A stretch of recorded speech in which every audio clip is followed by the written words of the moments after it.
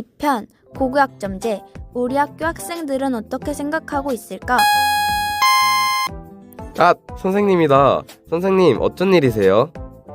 선생님도 우리 학교 학생들의 고교학점제에 대한 생각이 궁금하다고 하셔서 내가 모셨지.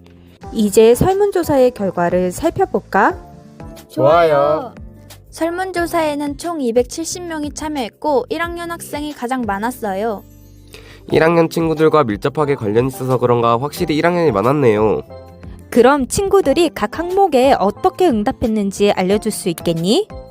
첫 번째 질문은 너튜브를 보다 보니 과목을 선택하지 말고 공통 과목을 배워야 한다는 의견들이 있더라고요. 그래서 질문해봤죠. 대박. 무려 70%가 넘는 학생들이 과목 선택권을 보장해야 한다고 응답했어요. 공통 수업을 통해 보편 교육을 실시해야 한다는 입장이 28%가 나왔고요. 두 번째 질문은 학생 선택권 보장의 범위예요. 이번 질문에서 상위 응답 비율이 비슷했어요.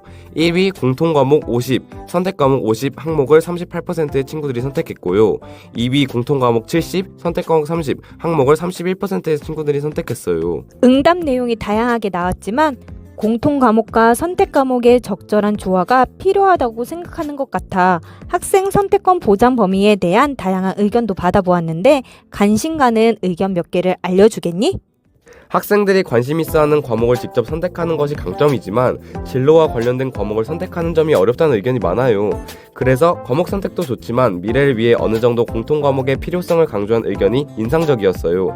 반면에 자신에게 적합한 과목을 선택해야 그 분야에서 더 발전할 수 있어 선택권을 보장해야 한다는 의견도 있어요.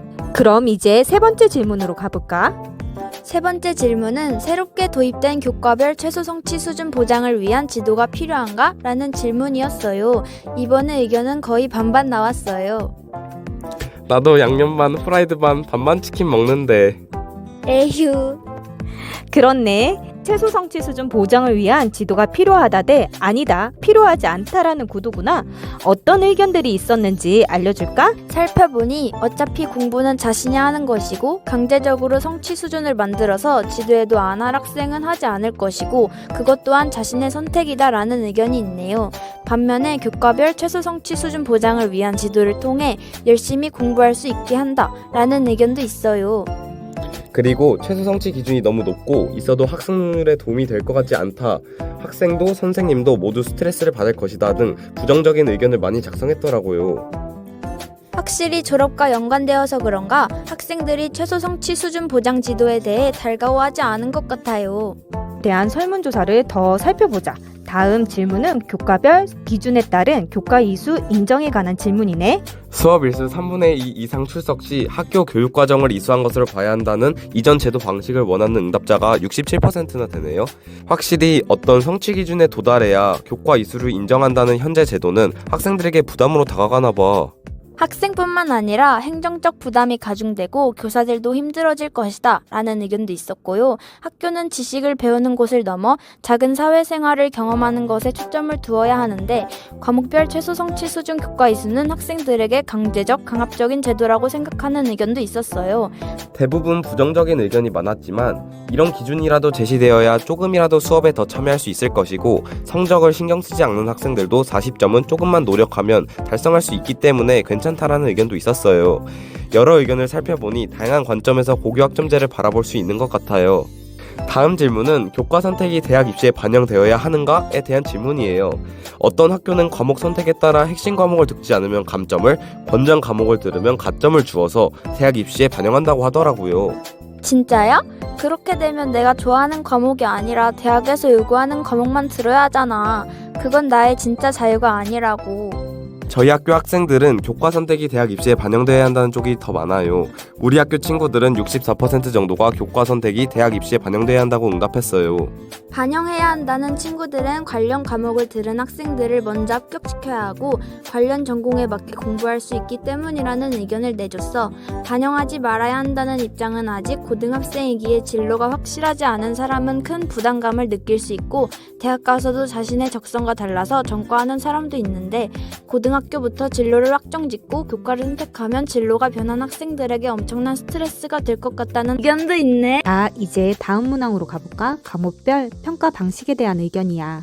일반 선택은 상대평가, 진로 융합 선택은 절대평가로 운영해야 한다는 비율이 60%나 되었어요. 저희 학년부터 사회과학 융합 선택 과목을 제외하고 진로 융합 선택 과목도 상대평가로 이루어지고 있는데 이것도 어떻게 보면 이전 제도가 더 좋다는 의견 같아요. 과목 성격에 따라 상대평가와 절대평가가 적용되어야 한다라는 의견이 대다수인 것 같아요. 다음 문항은 과목별 상대평가 방식에 대한 의견이야. 이것도 선생님이 예측했던 응답과는 다르게 나왔는데 친구들은 고등급 평가에 더 긍정적인 응답을 했더라고. 아, 성적으로 줄 세우는 거 싫다. 그래도 대학에서 학생이 어느 정도 하는지를 알아야 하니 상대평가는 어쩔 수 없지 않을까? 그래도 기존 1등급 4%는 너무 빡센 거 아니야?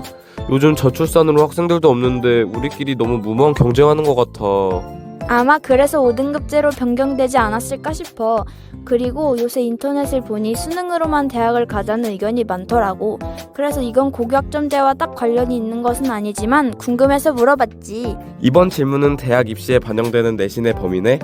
60%의 학생들이 자신의 진로에 맞는 활동을 반영해야 한다고 했어. 아까 교과 선택도 그렇고 학생들은 고등학교 생활 동안 자신의 진로에 대한 노력이 대학 입시에 반영돼야 한다고 생각하는 것 같아. 그런 것 같아. 고교학점제에서는 자신의 진로에 맞는 교육 활동을 중요시하는데 그런 강조점을 학생들도 필요하다고 생각하는 것 같아. 또 단순한 점수보다 무엇을 어떻게 배웠는가를 중요하게 봐주었으면 하는 마음도 읽을 수 있었어. 그런데 융합형 인재와 다재다능한 학생을 원하는 대학들도 많아지고 있으니 너무 진로에 연연해 하지 말고 진짜로 좋아하는 공부를 찾아갔으면 좋겠어.